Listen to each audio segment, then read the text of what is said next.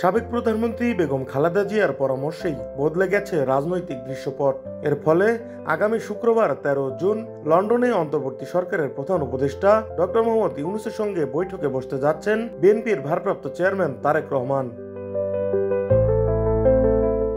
আগামী জাতীয় নির্বাচন কবে অনুষ্ঠিত হবে এ নিয়ে কয়েক মাস ধরে চলা রাজনৈতিক অস্থিরতা ভোটের সম্ভাব্য সময় ঘোষণার মাধ্যমে কিছুটা প্রশমিত হয়েছে।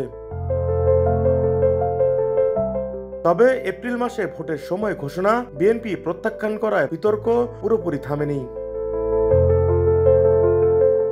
চলমান এই পরিস্থিতির মধ্যে এখন আলোচনার কেন্দ্রবিন্দু হয়ে উঠেছে লন্ডনে ডক্টর ইউনূস ও তারেক রহমানের সম্ভাব্য সাক্ষাৎ বা বৈঠক। অধ্যাপক ডক্টর মোহাম্মদ ইউনূস 4 দিনের সরকারি সফরে গতকাল মঙ্গলবার লন্ডনে পৌঁছেছেন। সফর শুরুর আগেই বিএনপি ও সরকারি সূত্র নিশ্চিত করেছে বিএনপির ভারপ্রাপ্ত চেয়ারম্যান তারেক রহমানের সঙ্গে তার সম্ভাব্য সাক্ষাৎ হতে পারে। বিএনপির পক্ষ থেকে জানানো হয়েছে এই বৈঠক শুক্রবার সকালে লন্ডনে অনুষ্ঠিত হওয়ার সম্ভাবনা রয়েছে।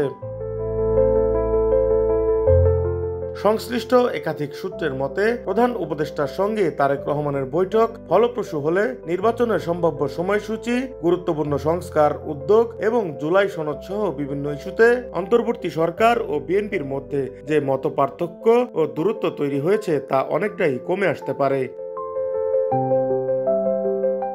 সংশ্লিষ্ট একটি সূত্র জানায়, ওই সাক্ষাৎ বাস্তবায়নে বিএনপির চেয়ারপারসন খালেদা জিয়া শেষ মুহূর্তে গুরুত্বপূর্ণ ভূমিকা রাখেন। লন্ডনে অনুষ্ঠিত ওই সাক্ষাৎ ঘিরে দেশের অন্যান্য রাজনৈতিক দলগুলোর মধ্যেও কৌতূহল তৈরি হয়েছে। জামায়াতে ইসলামী, জাতীয় নাগরিক পার্টি, ইসলামী আন্দোলন সহ আরও কয়েকটি দল প্রধান উপদেষ্টার ঘোষিত নির্বাচনের সম্ভাব্য সময়কে স্বাগত জানিয়েছেন। তাদের মতে এ ঘোষণার মাধ্যমে জাতির মধ্যে আশ্বাস ও প্রত্যাশার এক ধরনের ভিত্তি তৈরি হয়েছে। সংশ্লিষ্টরা বলছেন, এখন দেখার বিষয় লন্ডনে বৈঠকের পর আসলে নতুন কোনো পরিবর্তন বা সিদ্ধান্ত আসে কিনা।